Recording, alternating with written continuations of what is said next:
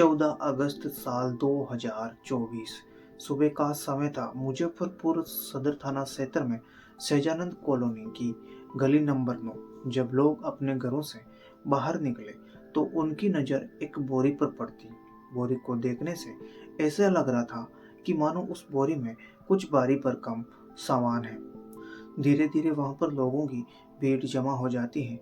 इसके बाद कुछ लोग उस बोरी की ओर बढ़ते हैं और उसे खोल कर देखते हैं तो उस बोरी में एक सूटकेस था।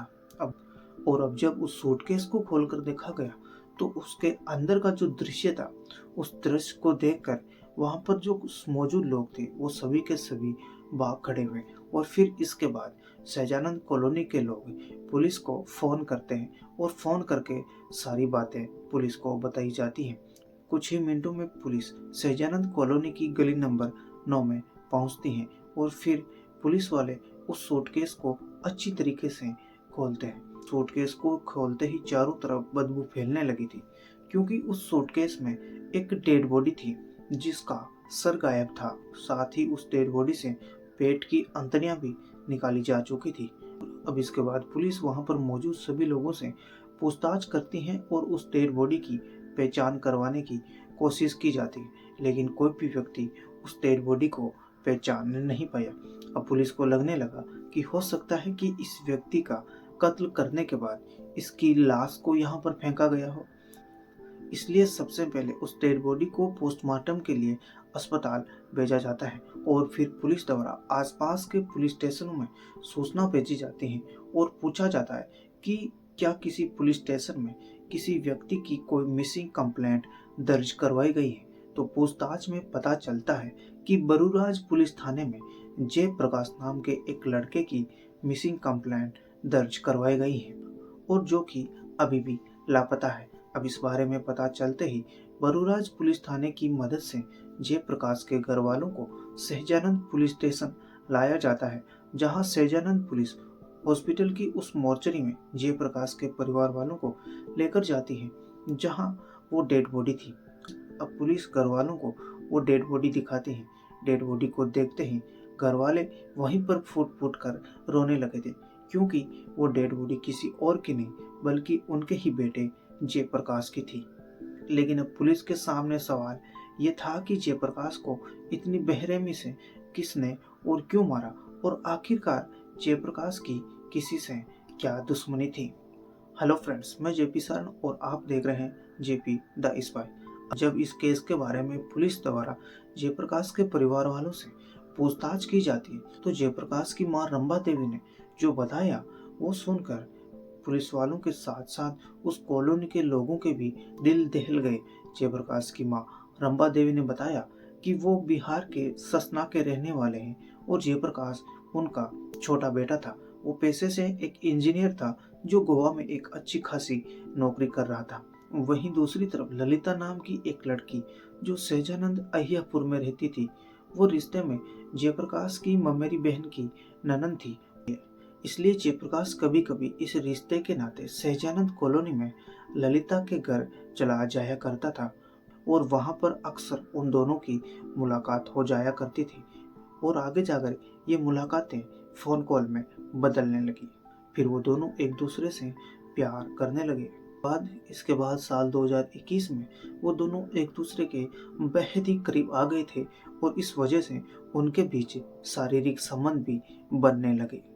लेकिन फिर ललिता बीपीएससी की तैयारी करने के लिए पटना चली गई और वहां पर एक किराए का कमरा लेकर रहने लगी और अपनी तैयारी में जुट गई।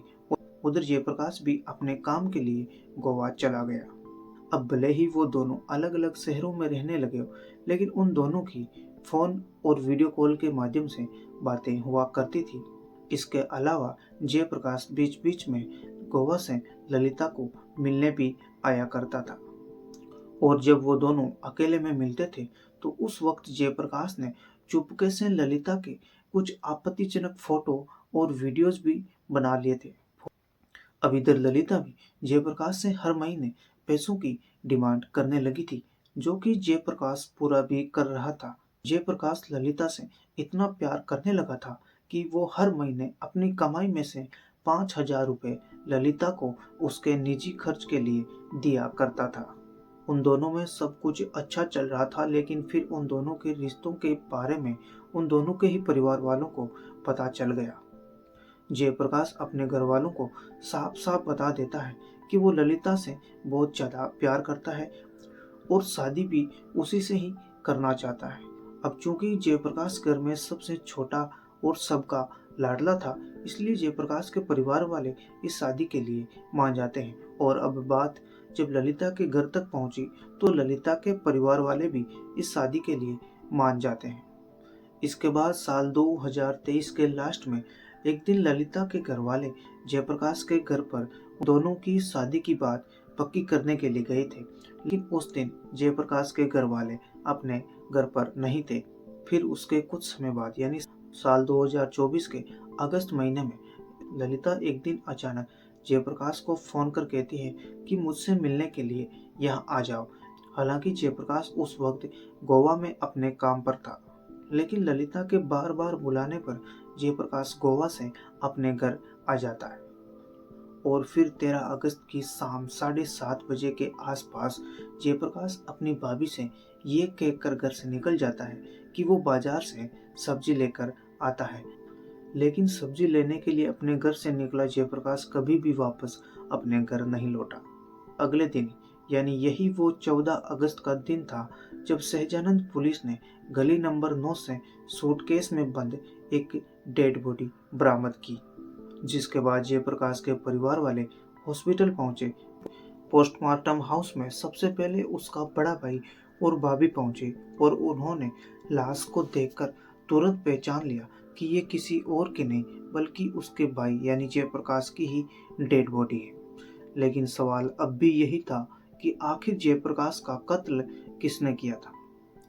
हालांकि लाश की शिनाख्त हो जाने के बाद पुलिस इस केस की जांच में जुट जाती है और सहजानंद कॉलोनी में जहां से वो लाश बरामद की थी, पुलिस वहां के उन पड़ोसियों के घर जा जाकर पूछताछ करती है। साथ ही इलाके में लगे सीसीटीवी कैमरे भी चेक किए जाते हैं। सीसीटीवी कैमरे चेक करने पर पता चलता है जिस जगह पर वो सूटकेस मिला था वहां से 100 मीटर की दूरी पर एक सीसीटीवी कैमरा लगा था कि रात के समय कुछ लोग एक साइकिल पर एक भारी भरकम बोरी ले जाते हुए दिखाई देते हैं। वो कुल 3 लोग थे और फिर थोड़ा आगे जाकर उन लोगों ने वो बोरी घटना स्थल पर फेंक दी।